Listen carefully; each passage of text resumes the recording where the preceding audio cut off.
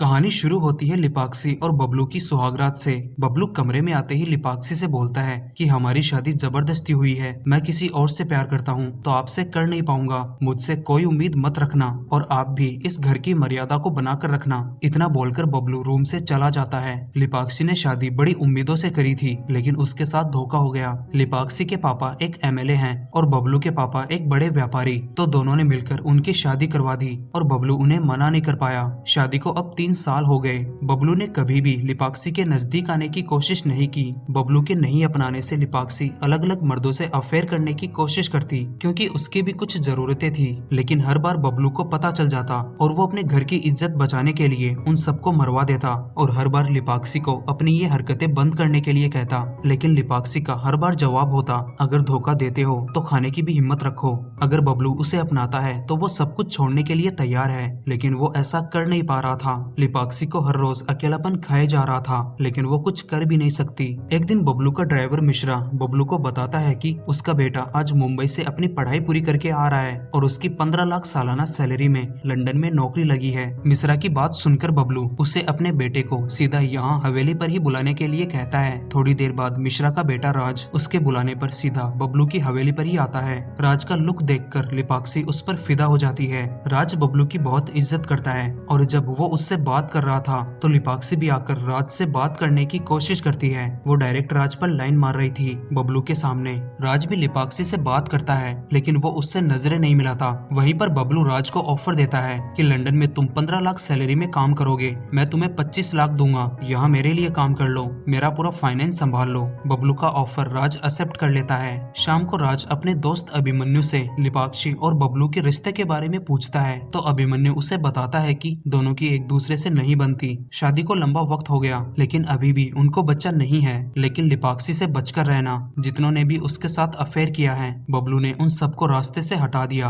अभिमन्यु की बात सुनने के बावजूद भी राज की नजर लिपाक्सी पर थोड़ी थोड़ी पड़ने लगी थी। राज ने बबलू का सारा फाइनेंस का काम संभाला। अब तक ये काम गोपाल कर रहा था। काम करते करते राज लिपाक्सी को भी छुप छुप कर देखा करता और ये बात लिपाक्सी को भी अच्छे से मालूम थी, लेकिन बबलू के सामने वो उसकी तरफ नजर भी नहीं उठाता। लिपाक्सी को जब भी मौका मिलता वो राज से डायरेक्ट बात करती, लेकिन राज अपने ऊपर पूरा कंट्रोल रखने की कोशिश करता। लिपाक्सी के चक्कर में राज खुद ना फंस जाए, इसके लिए वो एक दिन बबलू को सारी बात बता देता है कि लिपाक्सी उसके जबरदस्ती करीब आने की कोशिश कर रही है। लेकिन राज ये नहीं बताता कि वो खुद भी उसे छुप छुप कर देखता है। राज की बात का बबलू के पास कोई जवाब नहीं था। एक दिन जब बबलू किसी काम से शहर से बाहर गया हुआ था तो राज लिपाक्सी से बात करने जाता है। बात करते करते उसका अपने जज्बातों पर काबू नहीं रहता और वो लिपाक्सी को किस कर देता है। लिपाक्सी भी उसका पूरा साथ देती है, क्योंकि पहली बार कोई आदमी उसके इतना करीब आया था। उस दिन के बाद से दोनों की लव स्टोरी चालू हो गई। दोनों बबलू से छुपकर एक दूसरे से प्यार करने लगे थे और बात बिस्तर तक पहुंच गई। एक दिन लिपाक्सी राज से पूछती है कि क्या तुम मुझसे प्यार करते हो। राज बोलता है कि हाँ करता हूँ। तो इस पर लिपाक्सी बोलती है कि परसों सुबह 4 बजे की ट्रेन की टिकट बुक कराई है, दोनों यहाँ से भाग जाएंगे और एक नई जिंदगी शुरू करेंगे। अगले दिन शाम को जब बबलू अपने घर आता है तो उसे एक पार्सल मिलता है। पार्सल में कुछ फोटोज थी। उन फोटोज को देखकर बबलू हक्का बक्का रह गया और सीधा राज के पास जाकर उसे अपने फार्म हाउस पर आने के लिए कहता है। राज के माता पिता कानपुर जा रहे थे तो उनको बस में बैठाकर राज बबलू के पास फार्म हाउस पर जाता है। बबलू वहाँ बहुत उदास और दुखी बैठा था। राज के आने के बाद वो उसे बताता है कि लिपाक्सी से शादी के पहले वो किसी और से प्यार करता था और उसका नाम आशीष था।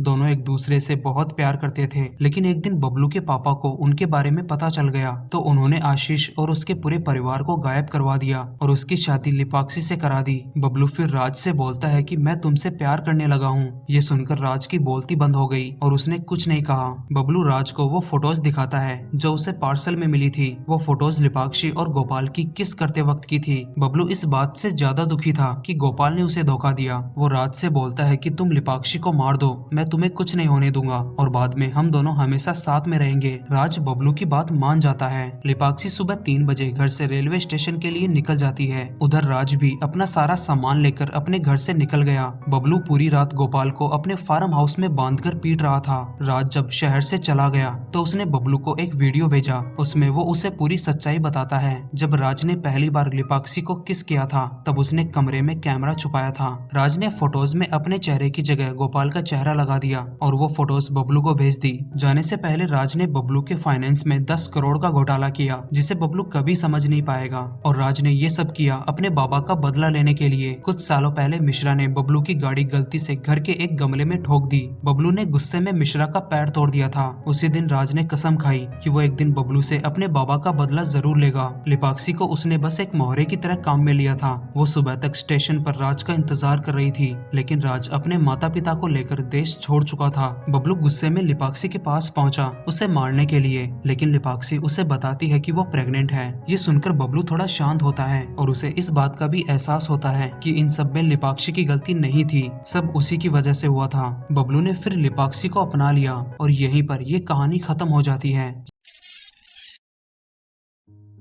कहानी शुरू होती है पुलिस स्टेशन से, जहां पुलिस मीनल और सुशील को मार मार कर उनसे सच्चाई उगलवाने की कोशिश कर रही थी। दरअसल असली कहानी शुरू होती है कुछ वक्त पहले। मीनल एक कॉलोनी में नौकरानी है। वो अलग अलग घरों में जाकर झाड़ू पोछा करके थोड़े बहुत पैसे कमाती। मीनल की एक 7 साल की बहन भी है जिसका नाम बिन्नी है। बिन्नी भी स्कूल के बाद मीनल के पास जाकर उसका काम में हाथ बटाती। मीनल का बिहेवियर एक टिपिकल नौकरानी की तरह ही था। उसी कॉलोनी में एक धोबी काम करता है जिसका नाम सुशील है। सुशील की रोड साइड एक धोबी की दुकान है। मीनल और सुशील एक दूसरे से प्यार करते हैं। मीनल ने उसी कॉलोनी में अपना छोटा सा घर बना रखा था। कुछ वक्त पहले कॉलोनी का सेक्रेटरी बदला गया और नया सेक्रेटरी था विनोद अग्रवाल। विनोद ने सेक्रेटरी बनते ही मीनल के घर का बिजली कनेक्शन काट दिया, क्योंकि मीनल ने वो इलीगल तरीके से ले रखा था। और वो सुशील को भी धमकी देने लगा कि अगर कॉलोनी में दुकान लगानी है तो दुकान पर मीनल नहीं आनी चाहिए। दोनों वहाँ खड़े होकर कई कई घंटे बात करते हैं। उसका मानना था इससे कॉलोनी का माहौल खराब होता है, लेकिन उसकी खुद की नजर मीनल पर गंदी थी। मीनल अभी जिस घर में काम करती है वो घर एक आभा नाम की औरत का है। आभा की शादी को कई साल हो गए, लेकिन उसको अभी तक भी बच्चा नहीं हुआ। जब से मीनल के घर की बिजली कटी है उन्हें बहुत दिक्कतों का सामना करना पड़ रहा है, लेकिन उसे ये भी मालूम है वो बिजली सिर्फ विनोद ही लगवा सकता है। मीनल को ये पता चला कि विनोद की पत्नी प्रेग्नेंट है। उसे एक आइडिया आया। अगले दिन वो सुशील की दुकान पर जाकर बैठ गई। उसे मालूम था विनोद जब उसे सुशील की दुकान पर देखेगा तो वो जरूर रुकेगा और तब उससे वो बात कर पाएगी। और हुआ भी ऐसा ही। मीनल को सुशील की दुकान पर देखकर विनोद रुका ताकि वो सुशील को दोबारा उसकी दुकान हटाने की धमकी दे सके। और इसी दौरान मीनल विनोद से बात करती है। मीनल को ये भी मालूम था अगर वो डायरेक्ट बिजली लगवाने की बात करेगी तो शायद वो ना माने, इसीलिए उसने बातों बातों में विनोद से काम मांगा। विनोद को भी एक नौकरानी की जरूरत थी क्योंकि उसकी पत्नी प्रेग्नेंट है, इसीलिए उसने मीनल को काम पर रख लिया। लेकिन सुशील को इस बात की टेंशन थी कि विनोद मीनल के साथ कुछ गलत हरकत ना कर दे, क्योंकि उसकी गंदी नजर थी मीनल पर। और ये बात मीनल को भी अच्छे से पता थी, लेकिन उसने सोचा कि रोज 2-3 घंटे काम करके वो निकल आएगी वहाँ से और उसकी पत्नी भी तो रहेगी घर पर, उसके सामने वो कुछ नहीं करेगा। अगले दिन से मीनल विनोद के घर पर काम करना शुरू कर देती है। और जैसा मीनल को पता था विनोद उसे गंदी नजरों से ताड़ता रहता, लेकिन मीनल को इससे ज्यादा फर्क नहीं पड़ता। वो अपने काम में लगी रहती। एक दिन मीनल मिसेज अग्रवाल से बिजली लगवाने के बारे में बात करती है। वो मीनल को बोलती है कि वो विनोद से इस बारे में बात करेगी। उसके घर में काम करने के लिए मीनल ने आभा का घर छोड़ दिया था। इस बात से आभा को थोड़ी जेलसी हुई और वो मीनल से उसका घर छोड़ने का रीजन पूछती है। तो मीनल बोलती है कि मिसेस अग्रवाल प्रेग्नेंट हैं, तो इनको ज्यादा टाइम देना पड़ता है। जब आप प्रेग्नेंट होंगी तो आपको भी मैं ज्यादा टाइम दूंगी। मीनल का ये जवाब आभा को बुरा लगा क्योंकि आभा बांझ है। कुछ दिनों बाद मिसेस अग्रवाल को बच्चा होता है, लेकिन बिन्नी को बस ये सोचकर बुरा लगता था कि बच्चे का सारा काम मीनल करती है। वो लोग उसे केवल अपने खेलने के लिए गोद में उठाते हैं, जैसे बच्चा सिर्फ उनका एक खिलौना है। अपने बाप बनने की खुशी में विनोद अपने घर में एक छोटी सी पार्टी रखने वाला था। इसके लिए मिसेस अग्रवाल बाजार से शॉपिंग करने गई हुई थी। उस वक्त विनोद और मीनल घर पर अकेले थे, तो विनोद ने मौके का फायदा उठाकर मीनल के साथ जबरदस्ती करने की कोशिश की, लेकिन मीनल अपनी इज्जत बचाकर उसके घर से भाग गई और सीधे सुशील के पास आती है। वो उसे सब कुछ बता देती है। मीनल के पीछे विनोद भी सुशील की दुकान पर पहुंच जाता है। विनोद अपनी गलती छुपाने के लिए वहाँ पूरे मोहल्ले के सामने सुशील को पीटने लग जाता है कि उसे बार बार मना करने के बावजूद वो मीनल के साथ यहाँ बैठा रहता है। सारे मोहल्ले वाले फिर विनोद को शांत करवाते हैं। सुशील को पीटने के बाद विनोद उसे अपनी पार्टी में इनवाइट करता है, जो आज शाम को थी। शाम को विनोद के घर पर पार्टी शुरू होती है। मीनल वहाँ सबके लिए खाना बना रही थी। थोड़ी देर बाद वहाँ सुशील भी आता है, लेकिन वो वहाँ से एक शराब की बोतल उठाकर चला गया। विनोद ने उसे आते हुए देखा था। सुशील शराब पीते पीते मोहल्ले से जा रहा था, तभी उसे ट्रांसफार्मर दिखता है। वो विनोद से तो गुस्सा था ही, तो उसने एक पत्थर उठाकर ट्रांसफार्मर में दे मारा ताकि विनोद की पार्टी में खलल पड़ जाए। सुशील के पत्थर मारते ही पूरे मोहल्ले की लाइट चली गई और पार्टी में भी अंधेरा हो गया। उसी अंधेरे में विनोद का बेटा गायब हो गया। पार्टी में मौजूद सारे लोग उसे ढूंढने लगे लेकिन वो किसी को नहीं मिला और उसी वक्त सभी की नजर गैस पर चढ़े प्रेशर कुकर पर पड़ी जिसमें सीटी के साथ खून बाहर आ रहा था। किसी ने बच्चे को प्रेशर कुकर में डालकर गैस पर चढ़ा दिया। सभी का शक मीनल और सुशील पर गया क्योंकि खाना मीनल बना रही थी। सुशील को सुबह विनोद ने पूरे मोहल्ले के सामने मारा था और दोनों एक दूसरे से प्यार करते हैं। दोनों को पुलिस के हवाले कर दिया गया। पुलिस उनसे सच्चाई उगलवाने की कोशिश कर रही थी और वो बार बार बोल रहे थे कि हम बेकसूर हैं, हमने कुछ नहीं किया, जबकि असली कातिल कोई और था और वो थी आभा। आभा बांझ थी और शुरू से ही उसे विनोद के बेटे की जलन थी और ये बात मीनल भी पुलिस को बार बार बोल रही थी लेकिन उसकी बात का कोई यकीन नहीं कर रहा था, ना पुलिस और ना सोसाइटी, क्योंकि मीनल एक गरीब समाज से थी। सभी को हमेशा यही लगता है अगर कोई गरीब है तो वो मुजरिम भी जरूर होगा, लेकिन ऐसा हर बार नहीं होता और यहीं पर ये कहानी खत्म हो जाती है। कहानी शुरू होती है एक फैक्ट्री से जहां एक भारती नाम की औरत काम करती है। भारती उस फैक्ट्री की इकलौती महिला वर्कर थी। वो बहुत पढ़ी लिखी थी लेकिन फिर भी थी वहां वो मजदूर ही। कारण था उसका दलित होना। उसने बहुत बार मैनेजर से रिक्वेस्ट करी थी कि उसे डेटा ऑपरेटर की जॉब दे दीजिए क्योंकि वो जॉब कई दिनों से खाली थी, लेकिन मैनेजर हर बार कोई ना कोई बहाने से उसे मना कर देता। भारती को ये बात अच्छे से पता थी कि उसे डेटा ऑपरेटर की पोस्ट क्यों नहीं मिल रही। भारती की भी किसी वक्त पर शादी हुई थी लेकिन पहले तो उसे बच्चा नहीं हो रहा था और जब वो प्रेग्नेंट हुई तो मिसकैरेज हो गया। इसके बाद उसके पति ने उसे छोड़ दिया। तब से भारती अकेली रहती है और इस फैक्ट्री में काम करती है। भारती मैनेजर से उसे वो पोस्ट देने के लिए बात कर ही रही थी कि मैनेजर ने उस पोस्ट के लिए दूसरी औरत को अपॉइंट कर लिया और उसका नाम था प्रिया शर्मा। प्रिया अब उस फैक्ट्री में काम करने वाली दूसरी औरत है। लंच टाइम में प्रिया भारती के पास आकर खाना खाती है क्योंकि वो एक औरत थी। प्रिया भारती से जान पहचान बढ़ाने की कोशिश करती है लेकिन शुरू में तो भारती उसमें कोई इंटरेस्ट नहीं दिखाती क्योंकि जो पोस्ट उसे मिलनी चाहिए थी वो प्रिया को मिल गई। लेकिन धीरे धीरे उसने प्रिया से बात करना शुरू कर दिया। प्रिया ने जब भारती से उसका नाम पूछा तो उसने अपना नाम भारती बनर्जी बताया। प्रिया जब भी भारती से बात करने उसके नजदीक आती तो भारती को एक अजीब सी फीलिंग आती क्योंकि भारती एक लेस्बियन है। कुछ वक्त पहले उसकी एक गर्लफ्रेंड थी लेकिन वो भी अब उसके साथ नहीं है। फैक्ट्री में साथ काम करते करते प्रिया और भारती अच्छी दोस्त बनने लगी थी। काम के बाद कभी कभी वो साथ में घूमने जाती। वहीं एक दिन प्रिया भारती को अपनी एक बेस्ट फ्रेंड के बारे में बताती है जिसका नाम कविता है। कविता और वो स्कूल और कॉलेज में साथ थे। दोनों हर वक्त साथ में रहते लेकिन पढ़ाई पूरी होने के बाद कविता ने शादी कर ली और अब उसके 2 बच्चे हैं। प्रिया बताती है कि शादी के बाद मैंने उससे मिलने की बहुत कोशिशें की, कॉल्स भी किए, लेकिन वो खुद में बहुत बिजी रहती है, ना तो मिलती है और ना रिटर्न कॉल करती है। बातों बातों में प्रिया भारती को ये भी बता देती है कि फैक्ट्री में उसकी जॉब ऐसे ही लग गई। मैनेजर ने उसकी स्किल्स के बारे में कुछ नहीं पूछा, बस कॉलेज की डिग्री देखकर जॉब दे दी। ये सुनकर भारती को बहुत बुरा लगा कि उसके पास उस जॉब की पूरी स्किल्स थी लेकिन फिर भी उसे जॉब नहीं दी। उसके बदले प्रिया को दे दी, जबकि प्रिया को उस जॉब का कोई भी नॉलेज नहीं था, बस इसीलिए कि वो एक ऊंची जात की लड़की है। लेकिन भारती कुछ कर भी नहीं सकती। दोनों अच्छी दोस्त बन गई थी लेकिन भारती मन ही मन प्रिया से प्यार करने लगी। एक दिन भारती उसे अपने घर पर खाने के लिए इनवाइट करती है। प्रिया के आने के बाद दोनों काफी देर तक आपस में बातें करती हैं। बातें करते करते भारती अचानक प्रिया के होठों पर किस कर देती है। बाद में प्रिया भी उसके होठों पर किस करती है लेकिन किस करने के बाद प्रिया को बहुत गिल्ट हुआ। खाना खाने के बाद वो भारती के घर से चली गई। कुछ दिनों बाद प्रिया का जन्मदिन आता है। वो भारती को अपने घर पर अपनी बर्थडे पार्टी में इनवाइट करती है। बर्थडे मनाने के बाद भारती और प्रिया घर के बाहर घूमने जाती है। वहाँ प्रिया बहुत उदास थी। वो भारती को बताती है कि मेरे पति शिव एक बहुत अच्छे इंसान हैं। वो मेरे काम में मदद करते हैं और मुझसे बहुत प्यार करते हैं, लेकिन फिर भी मैं उनसे प्यार नहीं कर पा रही हूँ। मैं अभी भी कविता के बारे में ही सोचती रहती हूँ। मुझे लगता है कि मैं बीमार हूँ, मुझे किसी डॉक्टर से मिलना चाहिए। प्रिया की बात सुनकर भारती समझ गई कि वो भी एक लेस्बियन है। भारती उसे समझाती है कि तुम एक लेस्बियन हो और लेस्बियन होना कोई बीमारी नहीं है, तुम्हें बस अपनी सच्चाई माननी होगी। भारती उसी वक्त प्रिया को अपनी दूसरी सच्चाई भी बता देती है कि वो भारती बनर्जी नहीं है, वो एक दलित जीवित है। ये सुनकर प्रिया का रिएक्शन बदल जाता है। भारती का सच सुनने के बाद प्रिया उससे बात तो करती थी लेकिन उसे छूने से बचती। एक दिन दोबारा दोनों की ऐसे ही बातें हो रही थी। तब भारती बातों बातों में प्रिया से बोलती है कि तुम्हें भी बच्चा कर लेना चाहिए। शायद बच्चे की वजह से तुम अपने पति शिव के नजदीक आ जाओ, जैसे तुम्हारी वो दोस्त कविता बच्चा होने के बाद अपनी ही दुनिया में खुश है। शायद तुम भी अपनी दुनिया में खुश रहने लग जाओ। भारती की बात प्रिया समझ रही थी, लेकिन परेशानी ये थी कि प्रिया और उसके पति को ठीक से सेक्स करने का ना तो समय मिलता और ना जगह, क्योंकि उनका सारा परिवार एक ही कमरे में सोता है।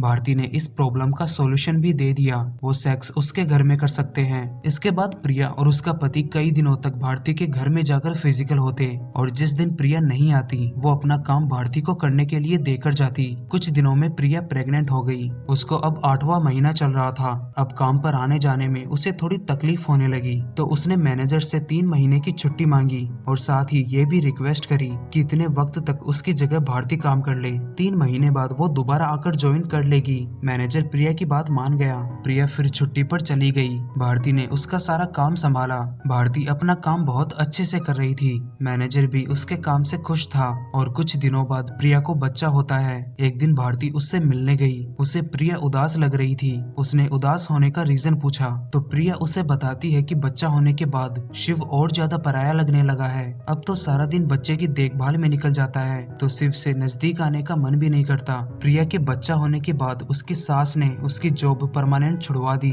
उधर ऑफिस में भी मैनेजर भारती के काम से खुश था, तो प्रिया की जॉब छोड़ने से मैनेजर ने भारती को परमानेंट डेटा ऑपरेटर की जॉब दे दी, जो भारती का सपना था। लेकिन इसके पीछे पूरी चाल भारती की थी। जब उसने प्रिया को अपने दलित होने की सच्चाई बताई थी और बाद में उसका उसके लिए बिहेवियर बदल जाना भारती को अच्छा नहीं लगा, तो भारती ने जानबूझकर प्रिया को बच्चा करने के लिए प्रोत्साहित किया और उसके दिमाग में ये बात डाली कि उसके आने तक उसका ऑफिस का काम वो संभाल लेगी। और उस वक्त में भारती ने मैनेजर को अपने काम से प्रभावित कर दिया। भारती जब प्रिया के जन्मदिन पर उसके घर गई थी तो वो ये भी समझ गई थी कि बच्चा होने के बाद उसका परिवार उसे काम करने नहीं देगा, और हुआ भी बिल्कुल ऐसा ही। ऐसे भारती ने अपना हक प्रिया से छीन लिया और यहीं पर ये कहानी खत्म हो जाती है। कहानी शुरू होती है मुंबई के एक अपार्टमेंट से, जहां नताशा और रोहन आपस में झगड़ा कर रहे थे। दोनों पति पत्नी हैं और दोनों अक्सर झगड़ते रहते हैं, क्योंकि उनकी इकलौती बेटी समायरा बोल तो सकती है लेकिन सुन नहीं सकती। समायरा सिर्फ साइन लैंग्वेज से ही बातों को समझती है। नताशा चाहती थी कि उसका पति रोहन साइन लैंग्वेज सीखे ताकि वो अपनी बेटी से बातें कर सके, लेकिन रोहन अपने काम में बहुत बिजी रहता। उसके पास साइन लैंग्वेज सीखने का वक्त नहीं था और बस इसी बात पर दोनों में झगड़ा होता। समायरा बस नताशा से ही बातें करती है, क्योंकि नताशा ने अपनी बेटी के लिए साइन लैंग्वेज सीख रखी थी। वक्त के साथ रोहन और नताशा का झगड़ा इतना बढ़ चुका था कि दोनों एक दूसरे से बातें भी बहुत कम करते। एक दिन नताशा कहीं जा रही थी तो रास्ते में उसे एक फोटो आर्ट गैलरी दिखी। नताशा ऐसे ही उस गैलरी में चली गई और वहाँ लगी फोटोज को देखने लगी। नताशा एक फोटो पर आकर रुक गई। उसी वक्त उसके पास उस आर्ट गैलरी का मालिक कबीर आता है। कबीर भी ना तो सुन सकता है और ना बोल सकता है। वो तस्वीर कबीर ने ही क्लिक की थी। वो नताशा के पास आकर उससे साइन लैंग्वेज में बात करने की कोशिश करता है, तो नताशा भी उससे उसी लैंग्वेज में बात करती है। ये देखकर कबीर बहुत खुश हुआ कि नताशा को भी ये लैंग्वेज आती है, क्योंकि कबीर बहुत कम लोगों से ही बात कर पाता है और नताशा अब उसके लिए उन्हीं बहुत कम लोगों में है। दोनों बहुत देर तक साइन लैंग्वेज में बातें करते हैं। कबीर ने बहुत लंबे वक्त बाद किसी से इतनी लंबी बात करी थी। नताशा को भी उससे बात करके अच्छा लगा। उस दिन के बाद से नताशा और कबीर अक्सर मिलने लगे। दोनों खूब बातें करते। कबीर किसी वक्त पर मशीन से सुन पाता था, लेकिन उसने फिर मशीन निकाल दी, क्योंकि लोग अक्सर उसकी डिसेबिलिटी के लिए उसे सिंपैथी देते और ये चीज कबीर को अच्छी नहीं लगती। और दूसरा कारण था झूठ बोलना। कबीर को लगता था कि लोग अक्सर मुंह से झूठ बोलते हैं, लेकिन जब वो साइन लैंग्वेज में बात करते हैं तो उनकी आंखें और चेहरे के हाव भाव झूठ नहीं बोलते। नताशा और कबीर धीरे धीरे एक दूसरे से प्यार करने लगे। कुछ महीनों बाद एक शाम कबीर नताशा को अपने घर लेकर गया, जहाँ बातें करते करते माहौल थोड़ा रोमांटिक हो गया। दोनों एक दूसरे के बहुत करीब आ जाते हैं। वो किस करने वाले थे, लेकिन नताशा ने खुद को रोका, क्योंकि उसकी एक फैमिली है और ये सब करना उनको धोखा देना होगा। नताशा कबीर को बिना कुछ बताए चुपचाप उसके घर के बाहर आकर बैठ गई। तभी उसके पास रोहन का मैसेज आता है कि वो आज रात घर पर नहीं आ पाएगा। मैसेज पढ़ते ही नताशा का मूड बदल गया और वो दोबारा कबीर के पास गई। उधर कबीर ये सोच रहा था कि कहीं उसने जल्दबाजी तो नहीं कर दी। नताशा आकर कबीर को किस करती है और दोनों फिजिकल होते हैं। रात को नताशा उसी के घर पर रुक गई थी। अगली सुबह कबीर खुद को प्रिपेयर करता है नताशा को अपने दिल की बात बताने के लिए, लेकिन जब नताशा अपने घर के लिए निकलने वाली थी तो कबीर उसे कुछ बता नहीं पाता। लेकिन जब वो चली जाती है तब कबीर से रहा नहीं जाता और वो भागकर उसका पीछा करता है उसे अपने दिल की बात बताने के लिए। नताशा अपने घर पहुंचती है तो वो घर में एक अलग माहौल देखती है। समायरा और रोहन आपस में बातें कर रहे थे और बहुत खुश थे। रोहन भी धीरे धीरे अपनी बेटी के नजदीक आने की कोशिश कर रहा था और अब शायद रोहन और नताशा के बीच झगड़े की कोई वजह न रहे। उसी वक्त नताशा का पीछा करते करते कबीर भी उसके घर तक पहुंच गया था। तब कबीर को पता चला कि उसकी पहले से एक फैमिली है और वो बोल भी सकती है, जिसके बारे में नताशा ने उसे कभी नहीं बताया। कबीर को लगता था कि एक इंसान आंखों से कभी झूठ नहीं बोल सकता, लेकिन नताशा ने उसे गलत साबित कर दिया। वो कबीर के चेहरे पर अपने घर का दरवाजा बंद कर देती है। उसे इस बात का पूरा एहसास था कि उससे बहुत बड़ी गलती हो गई। उसने कबीर का दिल तोड़ा है रोहन और अपने झगड़े की वजह से, जबकि इसमें कबीर की कोई गलती नहीं थी। आजकल की रिलेशनशिप में सेम चीज होती है, हर जगह नहीं होती लेकिन बहुत सी जगह होती है। जब दो लोगों के बीच में झगड़ा होता है तो उनमें से एक तीसरे को अपनी जिंदगी में ले आता है, उसके साथ वक्त बिताता है, खुद को बेटर फील करवाने की कोशिश करता है। लेकिन जब पहले वाले के साथ झगड़ा खत्म हो जाता है तो तीसरे को जिंदगी से ऐसे निकाला जाता है जैसे वो कभी था ही नहीं। और ये एक कड़वा सत्य भी है कि ये चीज 95% लड़कियां ही करती हैं। यहीं पर ये कहानी खत्म हो जाती है। यहाँ तक पहुँच गए हो तो वीडियो को लाइक करें, चैनल पर पहली बार आए हैं तो चैनल को सब्सक्राइब करें और बेल आइकन को भी जरूर प्रेस करें। तो मिलते हैं अगले वीडियो में एक नई मूवी के साथ।